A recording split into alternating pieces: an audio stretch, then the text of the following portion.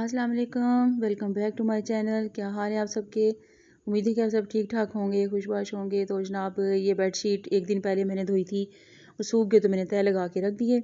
बाकी कपड़े अलमारियों में पहुंचा दिए। तो ये काम जो है ना हमेशा साथ के साथ और हाथ के हाथ कर लेना चाहिए, क्योंकि काम हमने खुद ही करने होते हैं तो फिर वो जमा हो जाते हैं और फिर ज़्यादा काम नहीं हो पाते। तो जुमे का दिन था तो बेटा नमाज़ पढ़ने गया तो मैंने छल्ली मंगवाई अपने लिए ना, काफ़ी टाइम से मैंने नहीं खाई हुई थी तो मैंने कहा मेरे लिए लेते हैं ना, लेकिन ये मुझसे खा ही नहीं गई। मुझे लगता है ना मेरी चक्की ख़राब हो गई है।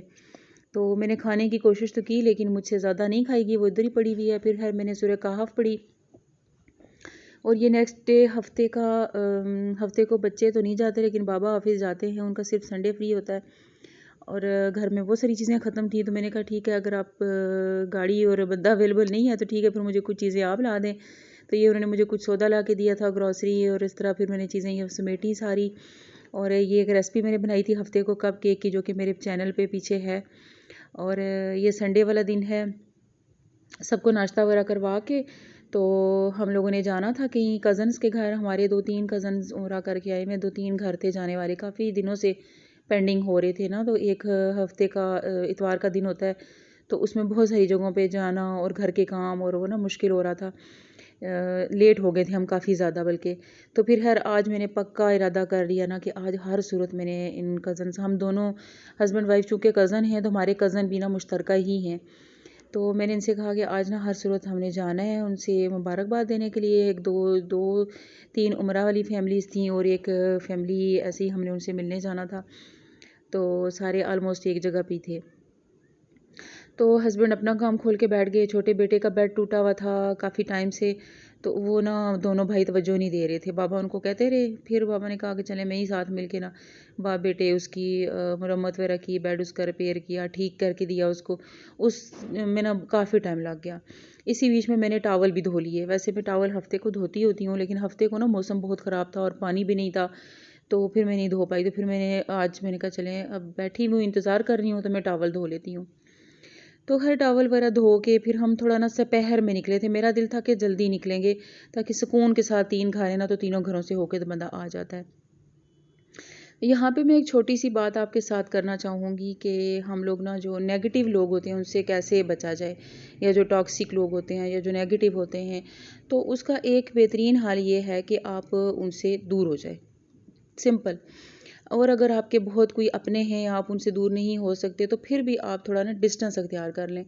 ये आपकी ज़हनी सेहत के लिए बहुत ज़रूरी है। तो वही आगे पीछे मैं देख रही होती हूँ, कुछ लोगों की आदत होती है जैसे ना दूसरों को तंग करने की, परेशान करने की। एक और चीज़ भी है कि जो इस तरह के लोग होते हैं ना, नेगेटिव और टॉक्सिक लोग जो होते हैं, वो थोड़े से हासद भी होते हैं। मतलब ये दूसरे की खुशी या सुकून बर्दाश्त नहीं कर सकते या किसी दूसरे की हेल्प नहीं करेंगे किसी सूरत भी।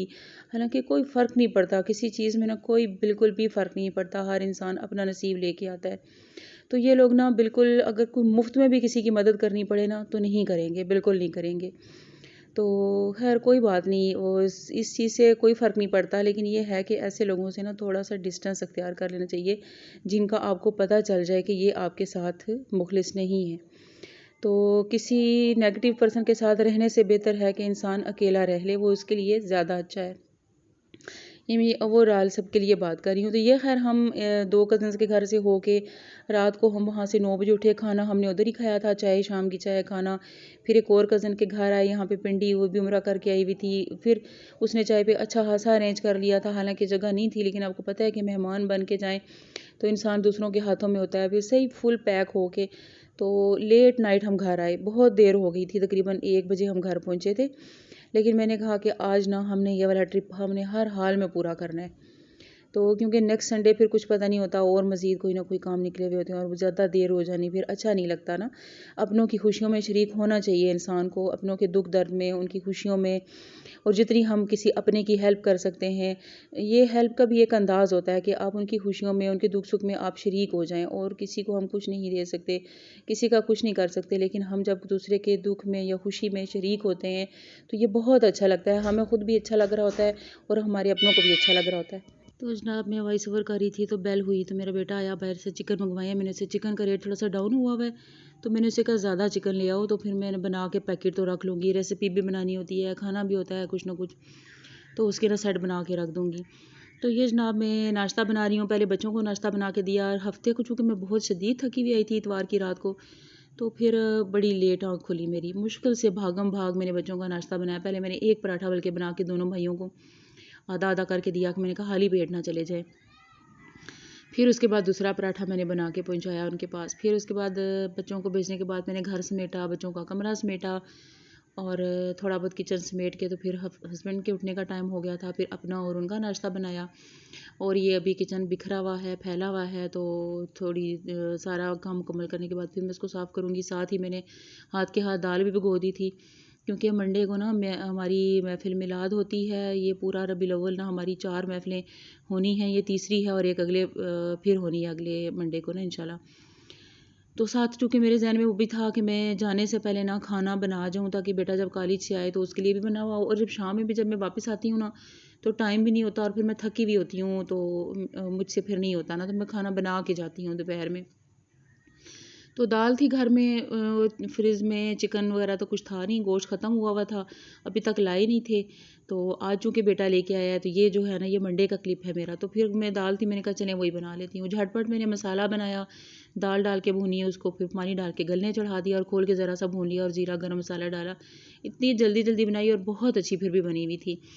तो फिर घर मैंने दूध शुद्ध उबाला, किचन साफ़ किया, खाना बनाया, बेटे को दिया और अपना भी मैंने खाया। खाना थोड़ा सा खाया लेकिन खाया ज़रूर, क्योंकि उस वक्त ना बड़ी शदीद भूख लग रही थी मुझे। सुबह का नाश्ता किया हुआ था। वहाँ पे देते हैं खाना लेकिन वो थोड़ा काफ़ी टाइम हो जाता है ना, तो उस वक्त तक इंतज़ार नहीं कर सकती मैं। तो जनाब ये मैं अपने कपड़े प्रेस करके तो यहाँ पे फैला के रखे हुए थे और ये इसको मैंने गोल्डन पल्टा है, ये एक शादी पे मैंने पहना था, भतीजे की शादी पे। तो यहाँ पे जो कि लेडीज़ ने कहा था कि हमने फैंसी कपड़े पहन के आएंगे और तैयार होके आया करेंगे, चूँकि मिलाद है तो मिलाद में तैयार होना तो बनता है।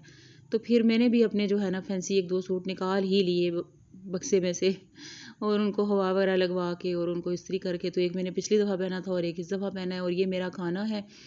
खाना खा के मैं फ़ारिग हुई हूँ तो अचानक से मौसम बिगड़ गया। मैं जाने की तैयारी में थी, मेरा था कि नहा के कपड़े पहनूंगी और फिर नमाज़ पढ़ के निकल जाऊँगी। तो अचानक से मौसम पहले तो ऐसे जैसे मिट्टी का तूफ़ान आ रहा है, फिर बादल बन बन के आए और फिर बारिश शुरू भी हो गई। जब तक मैं नमाज़ पढ़ के निकलती हूँ ना, इतनी कोई तेज़ बारिश हो रही थी ना कि मुझसे बाहर ही नहीं जाया जा रहा था। हालांकि हमारे बराबर वाला ब्लॉक था, बहुत दूर नहीं था, लेकिन फिर भी इतना तेज़ प्रेशर था ना बारिश का कि घर से बाहर ही नहीं जाया जा रहा था। इतना अचानक इतना ज़बरदस्त मौसम हो गया ना, हसीन किस्म का मौसम, और वो जो रेशमी कपड़े पहन के थोड़ी सी इरिटेशन हो रही थी ना वो भी ख़त्म हो गई। और इतनी अच्छी महफ़िल थी ना, मैं तो कहती हूँ कि उसी मिलाद की बरकत से ही ना ये मौसम अल्लाह ताला ने इतना अच्छा कर दिया ना हमारे लिए। बहुत एंजॉय किया हमने। और ये छोटा सा नात का क्लिप। दीवाना बना जाना मुझको भी मोहम्मद का दीवाना बना जाना। जो रंग के जामी पे रूमी पे चढ़ाया था, जो रंग के जामी पे रूमी पे चढ़ाया था, उस रंग की कुछ रंगत मुझ पे भी चढ़ा जाना मुझको भी। तो जनाब एक खूबसूरत कलाम और बहुत प्यारी आवाज़। तमाम नात खानों की आवाज़ें इंतहा की प्यारी थी, एक से बढ़ के एक नात थी। बयान भी बहुत अच्छे थे। आखिर में सलाम पढ़ा गया, वो भी बहुत अच्छा था, मज़ा आ गया। कहते हैं ना कि रूह तक सरशार जैसे हो जाती है बंदे की। तो उसी सुरूर में खैर फिर घर वापस आए और ज़बरदस्त जो है ना मौसम भी इतना कोई प्यारा हसीन मौसम हुआ हुआ था ना। और ये आज सुबह की है। किचन के काम समेट के ना तो मैंने चने, काले चने भिगो दिए थे। मैंने कहा अगर तो बेटा चिकन ले आया तो फिर मैं कुछ चिकन का बना लूँगी, नहीं तो मैं अपना ऑप्शन रखूँगी, मैं चने भिगो दूँ ताकि वो पहले से भीगे होते हैं ना तो फिर अच्छे बन जाते हैं। काले चने का पुलाव बनाने का दिल था मेरा कि अगर चिकन नहीं आता तो फिर मैं काले चने का पुलाव बना लूँगी। और साथ ही साथ मैंने बेटे को भी धमकी दे दी, जो आया है ना तो ये मैंने खाना बना के रखा है, ये दाल अभी थी हमारी कल वाली, तो हम बेटे ने गुजारा चला लिया, वही खा ली, 2 रोटियाँ बनाई। और तो मैंने उसको कहा अगर चिकन ला देते हो तो चिकन मिल जाएगा, वरना फिर चने, काले चने का पुलाव खाने के लिए तैयार हो जाओ। फिर वो जाके ले आया था।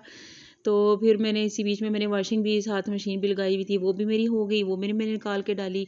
नमाज मैंने उसके बेटे के आने से पहले पढ़ ली थी। फिर मैंने बैठ के सपारा पढ़ा।